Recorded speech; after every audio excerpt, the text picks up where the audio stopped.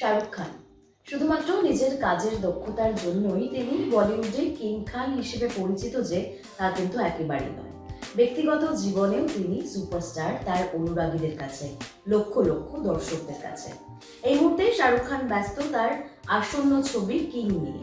তারই মাঝে সোশ্যাল মিডিয়ায় শাহরুখ খানের একটি পুরনো ভিডিও ভাইরাল হয়েছে, যা 2017 সালে। আর সেই ভিডিওতে দেখা যাচ্ছে শাহরুখ খানের বাড়ি মান্নাতের বাইরে বসে তার এক অনুরাগী।